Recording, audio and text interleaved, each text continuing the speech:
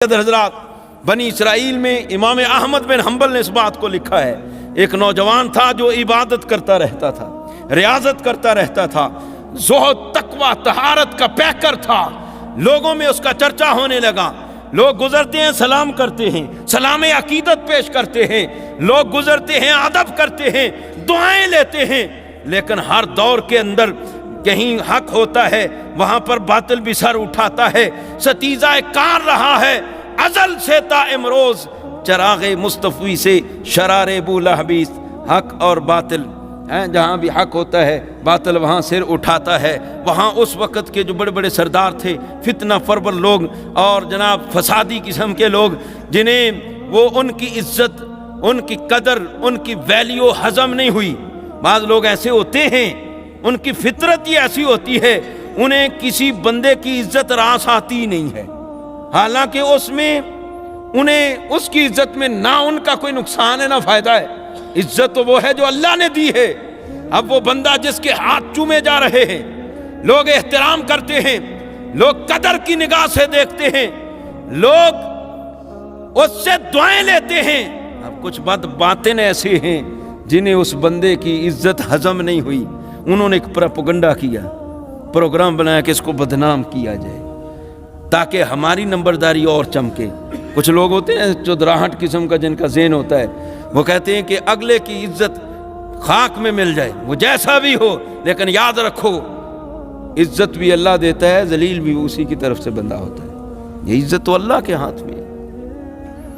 اب انہیں یہ بات ہضم نہیں، انہوں نے پروگرام بنایا، اور شیطان کے جالوں میں سے جو سب سے برا جال ہے اور برا فتنہ ہے وہ عورت ہے۔ انہوں نے عورت استعمال کی کہ ایک فاحشہ عورت کو اس کے دروازے پہ رات کے وقت بھیج دیا، اندھیری رات ہے، سردی کا موسم ہے، بارش ہو رہی ہے، اس نے دستک دی، او بھائی اللہ کے بندے دروازہ کھول، رات اندھیری ہے، سردی ہے، بارش ہے، میں ٹھٹر کر مر جاؤں گی، آج رات مجھے پناہ دو اپنے پاس۔ یہ اللہ کی عبادت میں مشغول ہے۔ صوفیہ کی ایک اپنی لائن ہوتی ہے، اپنا ان کا انداز ہوتا ہے۔ علامہ اقبال کہتا ہے چشم بندو لب بندو گوش بند، آنکھ بھی بند کر لے، لب بھی بند کر لے، کان بھی بند کر لے، گر نہ بینی سر حق بر من بخند، پھر تو حق کے اسرار اور رموز نہ پائے تو مجھ پر ہنسنا۔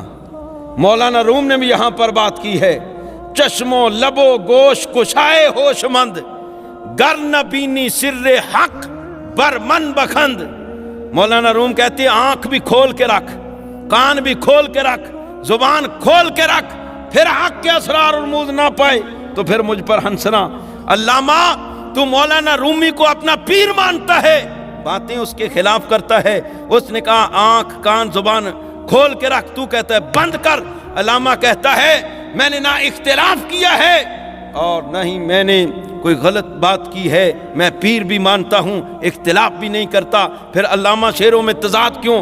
علامہ کہتا ہے تضاد نہیں، تمہیں سمجھ نہیں آئی، میں نے کہا چشم بندو لب بندو گوش بند، کہ اپنی آنکھ زبان اور کان غیر کی طرف سے بند کر لے۔ مولانا روم نے کہا یار کی طرف کھول لے۔ تو یہ فقیر جو ہوتے ہیں ان کا ایک اپنا انداز ہوتا ہے، طریقہ ہوتا ہے، اور ان کا یہ انداز کہ یہ غیر کی طرف سے اپنے کان بھی بند کیے ہوتے ہیں اور آنکھ بھی بند کیے ہوتے ہیں، زبان بھی بند کیے ہوتے ہیں۔ ان کی زبان کھلتی ہے تو اللہ کے لیے، ان کے کان سنتے ہیں تو اللہ کا ذکر سنتے ہیں، اور ان کی آنکھیں دیکھتی ہیں تو اللہ کی باتیں ہی دیکھتی ہیں، اللہ کے مناظر دیکھتے ہیں۔ یہ غیر کے لیے کچھ بھی نہیں کرتے، وہ اللہ کے انوار تجلیات میں بندہ مست الست ہو کے عبادت کر رہا ہے۔ یہ عورت اندر تو آ گئی، اس نے پناہ تو دے دی، لیکن اس نے اپنے جال میں پھنسانے کی کوشش کی، برائی کی دعوت دی۔ اب یہ اللہ والا تھا، اس کی اللہ سے لو لگی ہوئی تھی، اللہ کے ڈر کی وجہ سے کہ آج اس کی دعوت پر اگر میں آمادہ ہو گیا اس کی طرف بڑھا تو کل قیامت کے دن دوزخ کی آگ میں جھلسنا پڑے گا۔ کہتے ہیں اس ڈر سے اس نے چراغ ساتھ تھا، اپنی انگلی کو جلانا شروع کر دیا۔ یہاں جلنا ذرا پتہ لگے گا آگے کتنی سخت آگ ہے۔ اس نے پھر دعوت دی، اس نے دوسری انگلی بھی رکھ دی، پھر دعوت دی، تیسری انگلی بھی رکھ دی، وہ بھی جلا دی، چوتھی بھی جلا دی، پانچویں، چھٹی، ساتویں، آٹھویں، نویں، 10 انگلیاں جلا دیں، لیکن اس عورت کی طرف متوجہ نہ ہوئے. یہ ہوتا ہے صوفی. صوفی یہ ہے. 10 انگلیاں جلا دیں. اب عورت کی آنکھیں کھلیں. اس کے تقوی کا معیار کتنا اونچا ہے, یہ کتنا متقی اور پرہیزگار ہے. انگلیاں جلا دی, میری طرف دیکھنا بھی گوارا نہیں کیا. کہتے ہیں اس عورت نے اللہ کے ڈر کی وجہ سے, وہ عورت خود کہتی ہے اس پر کب کبھی طاری ہوئی اور چیخ نکلی, روح کف سے انسری سے پرواز کر گئی, وہ مر گئی. اب جب صبح ہوئی, لوگ وہ پراپگنڈا کرنے والے آ گئے, دروازہ کھولا, عورت مری پڑی ہے, بظاہر صوفیانہ لبادہ ہے, اندر حالات یہ ہیں, تو بڑا مجرم ہے, تیری سزا ڈبل ہوگی. چلتے چلتے بادشاہ تک بات پہنچی. اس نے کہا واقعی اس کی سزا ڈبل ہو, اس کو سرے عام پھانسی پہ لٹکاؤ. جب پھانسی پر لٹکانے کے لیے لے آیا گیا تو بادشاہ, آخری خواہش پوچھی جاتی ہے. بادشاہ کہتا کوئی آخری خواہش ہے؟ کہنے لگا جی ہے, مجھے نماز پڑھنے دو. پڑھ لے جی. اس نے وضو کیا, 2 رکعت نماز نفل پڑھ لیے, ہاتھوں کو اٹھایا, مولا تو جانتا ہے, میں بھی جانتا ہوں میں نے یہ گناہ نہیں کیا, اور مجھے تو اس گناہ کی وجہ سے قیامت کے دن پکڑے گا بھی نہیں, کیونکہ میں نے کیا ہی نہیں.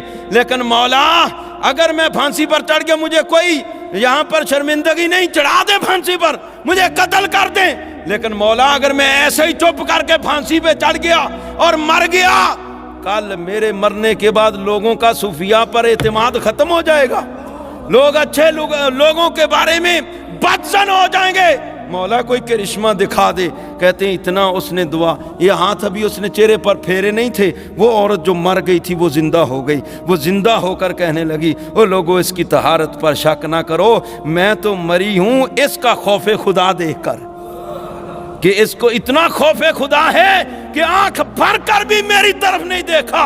ساری رات اس نے مصلے پر گزار دی ہے, اس نے تو اللہ سے لو لگائی ہوئی ہے. یہ بندہ مجرم نہیں ہے, یہ تو صاحب تقوی ہے. میں گواہی دیتی ہوں یہ صاحب تقوی ہے. نہیں یقین آتا تو اس کے ہاتھ کھول کر دیکھو. لوگوں نے ہاتھ کھول کر دیکھا تو واقعی انگلیاں ساری جلی ہوئی تھیں. تو بات میں نے جو کی ہے وہ یہ, بندہ ٹھیک ہو نا, اللہ بندے کو پھر رسوا نہیں ہونے دیتا. بندہ سچا ہو تو کہیں بھی اللہ بندے کو ذلیل نہیں ہونے دیتا. اور اگر بندہ 2 نمبر ہو تو پھر 2 نمبری کا انجام تو آپ جانتے. بندہ ٹھیک ہو, نیک ہو, پرہیزگار ہو, سچا ہو, اللہ پاک اسے ہر جگہ پر عزت عطا فرماتا ہے.